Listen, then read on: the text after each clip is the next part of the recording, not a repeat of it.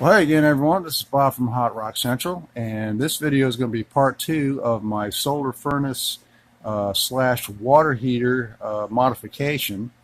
And I'm going to see if the modification works where it'll heat the air coming into the shed and water at the same time, whereas before it didn't. And today is a good day to test it out because outside it's only 32 degrees, and here in the shed it's 56 degrees. It's 8 o'clock in the morning right now, and in a couple hours the sun will be hitting a solar furnace pretty good. And what I'm going to do is bring the temperature up here in the shed with my electric heaters, both of them running at 1,500 watts each, and I'm going to bring the shed temperature up to probably about 75 degrees, cut everything off, and between the two solar furnaces that I have, the one that I just modified and the one that I built last year over there, and as you can see, the temperature on that box is already starting to heat up. It's up to 80 degrees already. Over here, this here is my solar water heater collector temperature, and this is the solar furnace temperature. Both of them are in the same box. They're both separated by glass, and I'm going to find out if I can heat water and heat air at the same time and maintain a decent temperature here in the shed without using any solar electricity.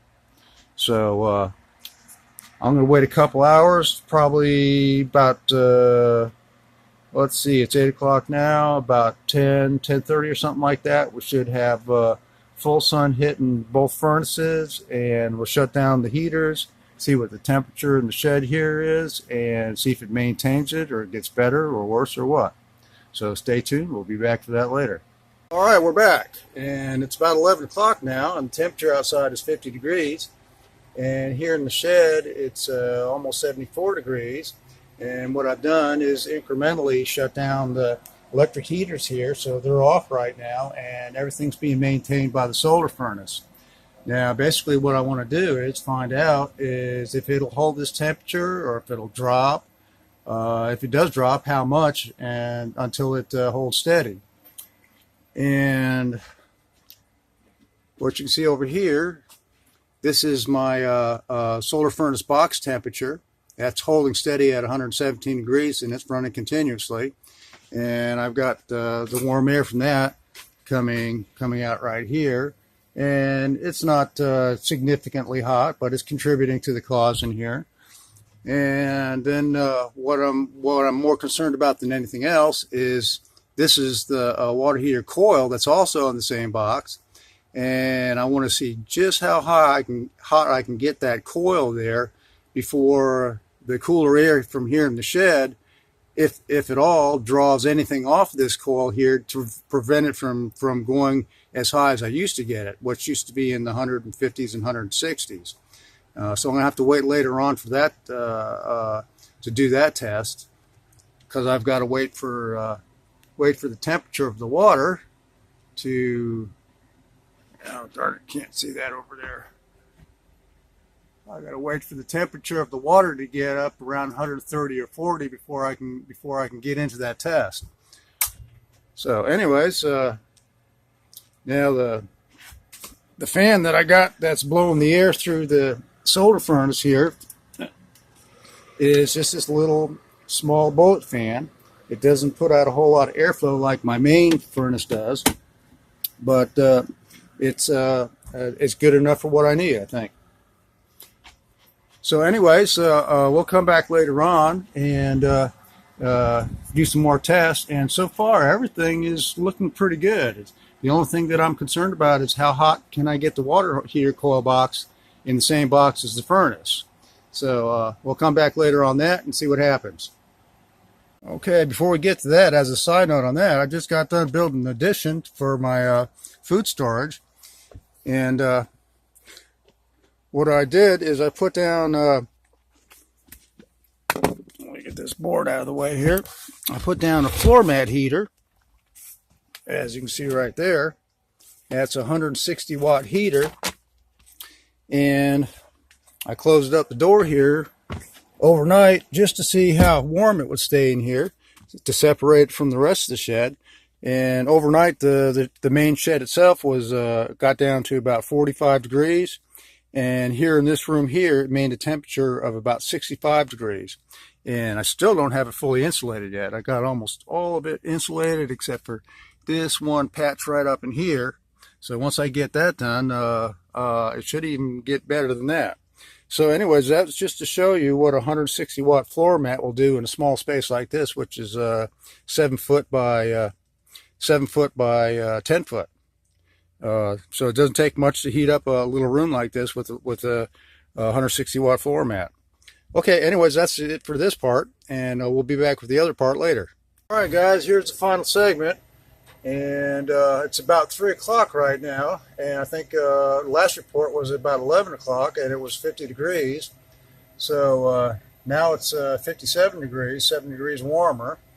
And the shed temperature we left at about 74 something, I think it was. So it's dropped about a degree, which means that it's pretty much held it pretty even in here for the last couple of hours. Of course, the temperature's gone up a little bit, so that has something to do with it. But certainly, it has. I haven't lost any heat with the new solar furnace online. Now, over here, we have a little bit of drop in the solar furnace temperature because the government's out there spraying the skies again, and they're leaving a bunch of chemtrails behind, so that's reducing the sunshine. And as far as the temperature of the water heater coil inside the inside the furnace cabinet, I'm seeing it's topping out at about 150 degrees. So the cooler air from the shed going into the cabinet is pretty much limiting how high the coil temperature can get inside that cabinet. Whereas compared to the other water heater collector that I have, you can see that's up to 170 degrees right now, and that's just a water heater coil alone. And one of the phenomena I noticed here was that even though the temperature only seems to go up as high as 150 degrees, I think what's going on is some of the cooler air is actually leaching in and getting to the sensor.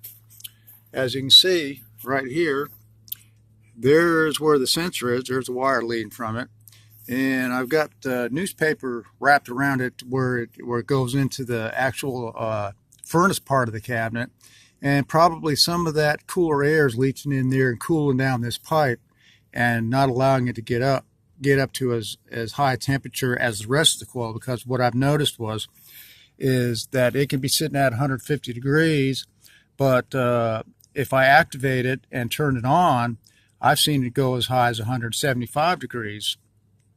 So that tells me that some of the air from the inside of the shed that's going through the solar furnace is leaching in there and cooling down the sensor here on this pipe. So it wasn't a perfect seal job that I did on this, and it's probably my fault, but anyways, it appears that this was a success, adding the extra glass on top of the coil itself, and using the front part here as the solar furnace.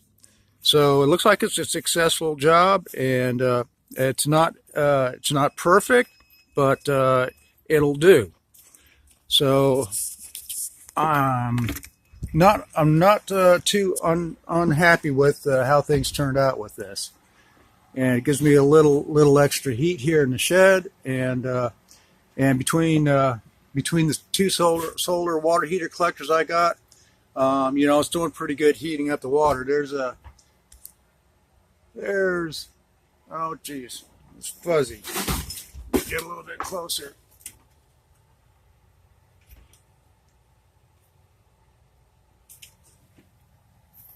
there's the temperature of the water heater right now, 140 degrees. So I got plenty of hot water. And so anyways, I think that about covers this video here. Hope you all enjoyed it, and hope it gives you some ideas for some projects you might want to do for yourself in the future. Thanks for watching, and I'll see you on the next one.